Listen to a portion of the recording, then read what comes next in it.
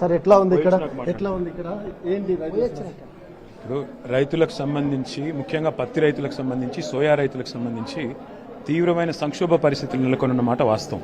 ముఖ్యంగా పత్తి రైతులు వాళ్ళ సీసీఐ కొనుగోలు ఆపేయడంతో మాయిశ్చర్ కంటెంట్ పేరుతో వారికి లేనిపోని నిబంధనలు పెట్టి పీఎం కిసాన్ కపాస్ యాప్ అని పెట్టి దానివల్ల కూడా లేనిపోని నిబంధనలు పెట్టి ఇబ్బంది పెడుతుంటే ఇవాళ 5 లక్షలు ఈ పాటికి ఆదిలాబాద్లో కొనుగోలు కావాలి. 5 లక్షల క్వింటాలు కలిసి రిప్రజెంట్ చేయడానికి ఇక్కడికి వచ్చి బయోమెట్రిక్ విధానం కూడా తీసుకొచ్చారు. ఈ యాప్ ద్వారా 7 క్వింటాల కొనుగోలు చేయాలంటారు. ఒకవైపు జిన్నింగ్ వ్యాపారులు కూడా బంద్ పెట్టారు.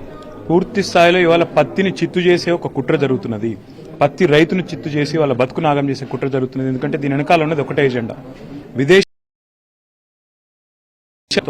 ఇప్పటికే జరిగిన ఒప్పందాలను నిలబెట్టుకోవాలన్న ఆలోచనతో ఇక్కడ పత్తి రైతు బతుకును ఆగం చేసే ప్రయత్నం రాష్ట్ర కేంద్ర ప్రభుత్వాలు కలిసి చేస్తా ఉన్నాయి.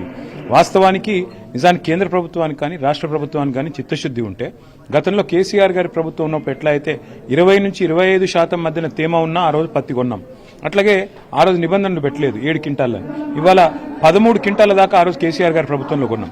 ఇవాళ కూడా అదే పద్ధతిలో రంగు మారిన సోయాను కానీ అట్లాగే తేమ శాతం ఎక్కువ ఉన్న పత్తిని కానీ కొనాలి. ఎందుకు కొనాలి అంటే ఈ సంవత్సరం అధిక వర్షపాతం పడ్డది.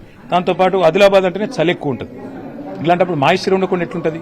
కాబట్టి కామన్ సెన్స్తో ఆలోచిస్తే రైతు ప్రయోజనాల గురించి ఆలోచిస్తే 8,100 రూపాయలు ఇవ్వాల్సిన పత్తి ఇవాళ ప్రైవేట్ మార్కెట్లో 5,900 6,200 పోతా ఉన్నది.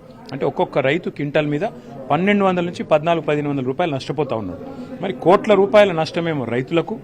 బయోమెట్రిక్ విధానం రైతులకు ఏమంటే ఎందుకంటే నాకు అర్థం కాదు. ఎవరైనా రైతు కోట్ల రూపాయలు దోచుకుపోయే పరిస్థితి ఉంటుందా?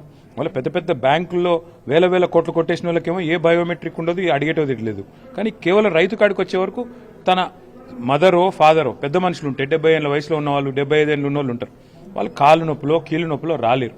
వాళ్ళ తరఫున వాళ్ళ కొడుకో బిడ్డను తీసుకొస్తే లేదు మీరు వాళ్ళనే తీసుకురావాలి, బయోమెట్రిక్ పెట్టాలి. ఇంకోటి ఏజ్ ఎక్కువైతే నిజంగానే ఇది కూడా పనిచేయదు, ఫింగర్ ప్రింట్ కూడా పనిచేయదు. కాబట్టి ఇన్ని రకాల సమస్యలు. ఇంకోటి ఆదిలాబాద్ లాంటి జిల్లాలో కనెక్టివిటీ చక్కగా ఉండదు, స్మార్ట్ ఫోన్స్ ఉండయి, యాప్ డౌన్లోడ్ చేసుకోవాలి, యాప్లనే బుక్ చేసుకోవాలంటే ఇది అంత సాంకేతికత అంత పరిజ్ఞానము రైతులకు ఉంటుందా? అంత అవకాశం ఉంటుందా? కాబట్టి ఇవన్నిటి దృష్ట్యా కొంత కామన్ సెన్స్తో ఆలోచించి పనిచేయాలని మేము కేంద్ర రాష్ట్ర ప్రభుత్వాన్ని కోరుతున్నాం. 21 నాడు అఖిలపక్షం ఆధ్వర్యంలో అన్ని రైతు సంఘాలు అన్ని పార్టీలు కలిసి ఒక ధర్నా పెట్టినాయి. దానికి కూడా మా మద్దతు మా నాయకుల పార్టిసిపేషన్ కూడా సంపూర్ణంగా ఉంటుంది. రాష్ట్ర ప్రభుత్వం ఏమి లేదు, కేంద్ర ప్రభుత్వం తప్పంతా అని మేము రివ్యూ చేస్తున్నాం అంటున్నాం. 10 ఏళ్లుగా కేసీఆర్ గారి ప్రభుత్వం ఉన్నప్పుడు లేని సమస్య ఎందుకు వస్తున్నది? యూరియా సమస్య రాగానే కేంద్ర ప్రభుత్వం అంటారు, మరి కొనుగోళ్ల సమస్య రాగానే కేంద్ర ప్రభుత్వం అంటారు. మరి కేసీఆర్ గారు ఉన్నప్పుడు ముందే ప్రోయాక్టివ్గా క్రియాశీలంగా వ్యవహారం చేసి కేంద్ర ప్రభుత్వంతో మాట్లాడి రైతులకు ఇబ్బంది రాకుండా చూసుకున్నాడు. మీకు ఆ తెలివి ఎందుకు లేదు? నిన్న మేము ఇక్కడికి వస్తున్నామని తెలిసినాక ఇలా 7 క్వింటాలు 10 క్వింటాలు ఎట్లయింది?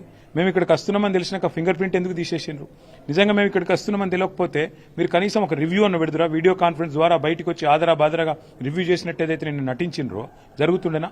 అందుకే అంటున్నాం మేము, మీకు చిత్తశుద్ధి లోపించింది. చిత్తశుద్ధి ఉంటే ఈ పరిస్థితి రాదు. మీకు రాజకీయ ప్రయోజనాలు ఎక్కువైపోయినాయి, రైతు ప్రయోజనాలు మీకు పట్టి లేదు. అందుకే రాష్ట్ర కేంద్ర ప్రభుత్వాలకు ఇందులో సమపాత్ర.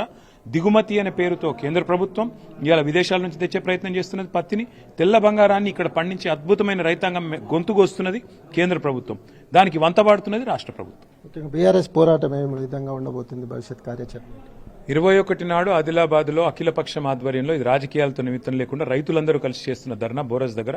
దానికి మా పార్టీ మద్దతు కూడా ఉంటుంది. ఆ తర్వాత మిగతా కార్యక్రమాలు పెద్దలు కేసీఆర్ గారి అనుమతి తీసుకొని ప్రకటిస్తారు.